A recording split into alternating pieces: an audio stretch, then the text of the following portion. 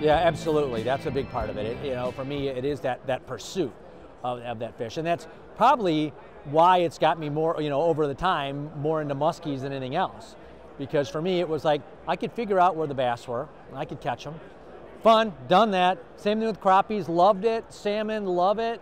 I love them all, you know. And then walleyes was a little bit harder at times for me, only because they were like so persnickety about some of the things, right? You know, and that would be, so you knew where they lived, but getting them to bite was frustrating. And then of course muskies is a whole nother level, and sometimes, you know, when muskies aren't even responding by showing up or following a bait, you don't know, do they really live there or not? You know, am I fishing fish, or, you know, that aren't responding, or am I like not even in the right ballpark? Yeah, no, that's a good question, and I have a formula that I can. So what I believe is that no matter what species of fish are fishing for, everything revolves around food shelves.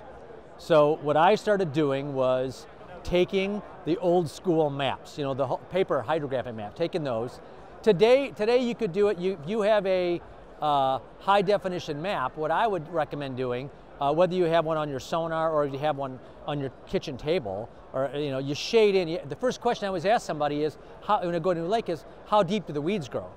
And if it's 10 foot, that's the fundamental question, right? Because everything happens, that edge of the ecosystem at 10 foot and shallower. So then I basically take my map and I would highlight it. In the old school, I would take a highlighter and highlight everything greater than 10 foot. Now you could take an electronics map and highlight, have it automatically shade those areas that are 10 foot and shallower, as an example. And then from there, just pops, right? It pops out. And then once it pops, then I'm like, okay, what are my 3 largest food shelves in the lake?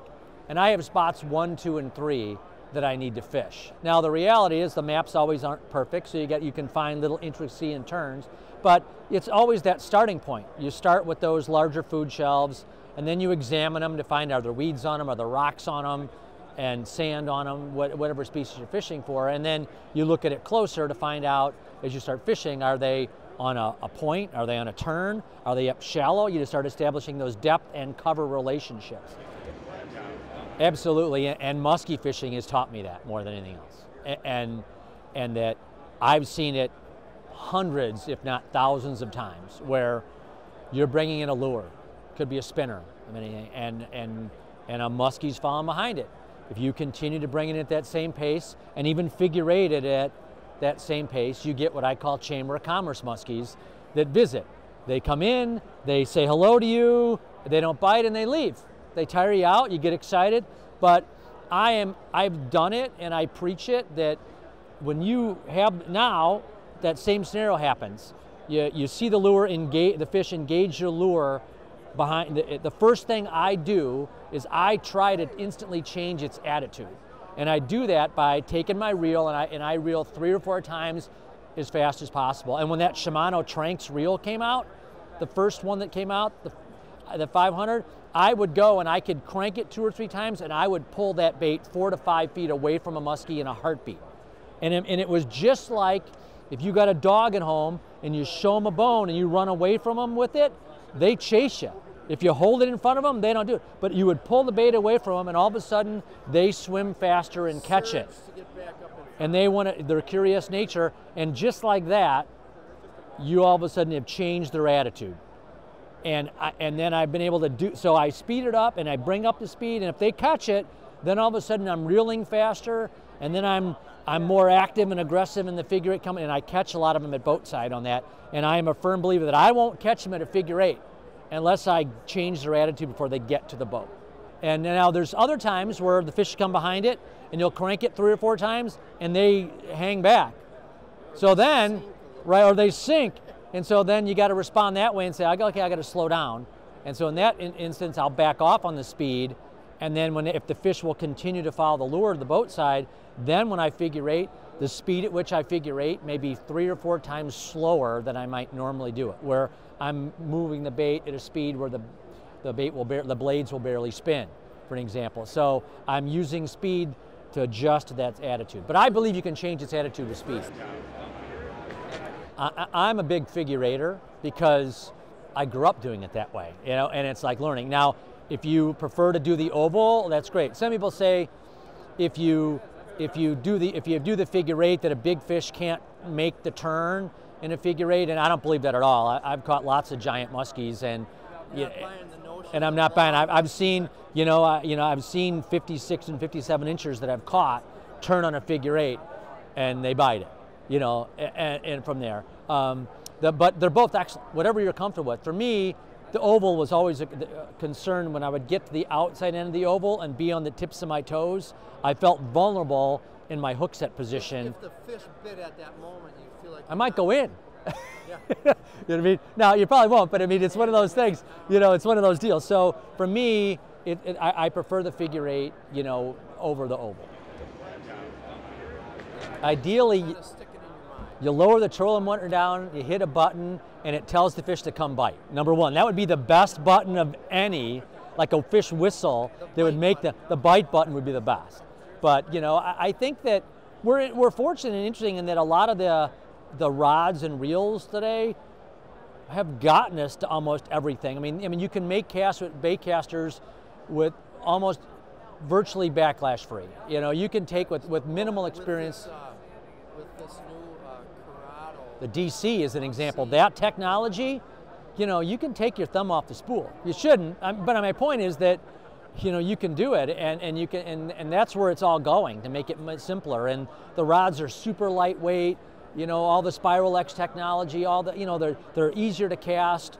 I think that in an ideal world, you want a rod that you can cast a lure far, whether it be a bass lure or even a musky lure, but yet also get a good hook set. And sometimes, you have to lose that balance of, okay, well, if a rod, to really cast it far, it needs to be more whippy in a sense, right? Bend, flex more, but yet to set the hook, you need, has to load more, well, right. And so, I always toy with that idea of like, what's the ideal rod? Is there a better one that could launch that lure better, but still give me a good hook set, and for that. So. Yeah, I mean, exercise is really a big part of my routine. So from, let's say December through May, I'm on an exercise program that's 5, maybe 6 days a week doing stuff, and I don't think everybody. I don't do like heavy weightlifting. I do a lot of interval strength and cardio interval training classes where, you're working your own body weight with, doing push-ups, doing burpees, doing light weights, but you're also doing cardio stuff to help that, and working your core, because that's going to help your back from standing, right? But right, you're doing a lot of different classes you can take. Do balance training where you're on one leg leaning forward. All those things matter in a boat, particularly as you start to get a little older. And I'm not saying, you don't have to go to the gym and bench press, 250. None of that is going to help you musky fishing, because the injuries are to your shoulders, your wrists, your elbows are small muscle, things. So stretching, heck, doing yoga, stuff like that would all be beneficial, although a lot of guys may not want to hop in and do yoga. I get that. I think doing a combination of cardio and strength training in the off season, even if it's 2 to 3 days a week, was going to get you, and then stretching, is going to get you in a situation where you're going to feel much better on a trip.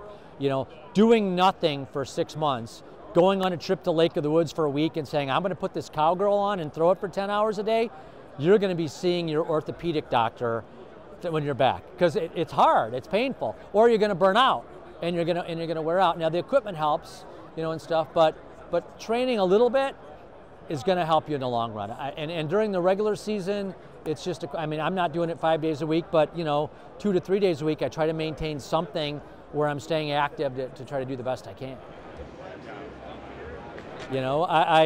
I can tell you that, unfortunately, I like to say it was just once, but on multiple occasions, I have, caught a fish and in an excitement to, get the fish back in water, to change, to get grab another bait or get my friend a bait, taken the lure off my rod for no apparent reason and heaved it overboard. The one that just caught the muskie. I've done it, and it hasn't just happened once. It's happened on multiple occasions, just in a frenzy. And it's always been a sinking lure. It's always been like a bucktail with a blade, and like Don't ask me why. I took it off to bend it or retie, and then just naturally heaved it overboard. I may say prayers to be safe, but I'm not a big superstition guy. When I used to fish tournaments, I got big time into the superstition where it was like I have to eat this meal before a tournament, or I have to wear these socks or this hot hat, and it was getting crazy. So one day I had I'm done with this ritual, and I purposely walked under ladders, I'm wearing this, did everything, and you know what? I still caught some fish and had a good time. And exercised those demons, and I'm done with that. Although having said that, I do have this horseshoe that's in my boat that a couple friends of mine put in as a joke, and it's been in my boat, and I keep it in my boat every year.